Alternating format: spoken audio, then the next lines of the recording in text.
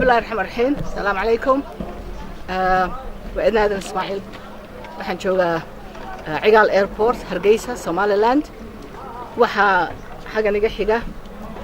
Sir Tony Baldry wuxuu ahaa member of parliament kii ugu horeeyay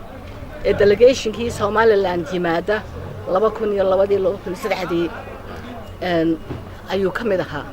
iminkana waa dadka daneeya Somaliland in wax lala qabto hadday noqoto dhinaca dhaqaalaha hadday noqoto dhinaca aqoonsiga hadday noqoto dhinaca warbixinta dadka degan Somaliland halkan waxa ka xiga Maxamed Somalilander degan Ingiriiska oo ay wada shaqeeyaan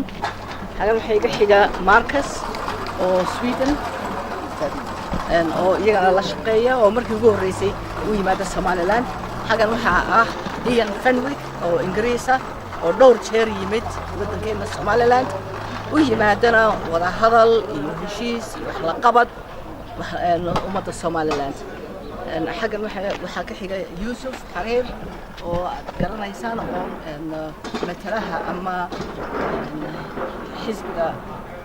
matalaha dalka Ingiriiska u degan xisbiga kulmiye oo la shaqeeya iyaguna iyo waxa ku dhacay amal marwa amal oo ah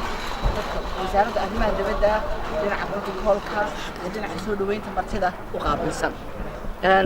safarkooda wadankan ay yimaadeen Somaliland waxay u yimaadeen inay mar kale Somaliland doorashooyinkii dabadeed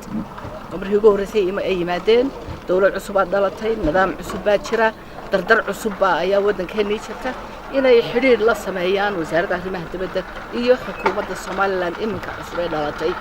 sidii loo dardar gelin lahaa horumarka heshiiska dalka Ingiriiska shakhsiyaadka dalka Ingiriiska u dhashay ee dameynaya Somaliland inay wax la qabtaan waxa daba xageen ka soo galaa idna aadan dhowr meelood aan ka soo galay laakiin saaxiibtiinimo dheer oo naga dhaxaysay sanado badan iyo waxyaabo badan oo isbitaalka u soo qaadaan hadday noqoto isbitaalka guud ee Hargeysa oo berdhaweyd container ay 3 meelood loo qaybiyay alaabo ugu soo rideen hadday noqoto isbitaalka Berbera hadday noqoto isbitaalka Sheekh marka waxyaabo badan oo macruuraha waxyaabo lagu ciyaarsiiyo ama buugaag ardayda wax loogu dhigo ama qalab isbitaalo meelaha laga soo ururiyay ayay noo sidaan waxaanu aad baan ugu soo dhaweynayaa Somaliland waa dadka asxaabta dheer muddada dheer Somaliland ay leedahay aan dareemayana inay kalgacal dheeraada ay wadankeena Somaliland u hayaan waan ku soo dhaweynayaa Somaliland sharafna way ii tahay in wadankayga nabada oo qurux badan oo nidaamkiisu wanaagsan yahay inay martideenu ku soo noqoto ay kolba ay wadankeena ay timaado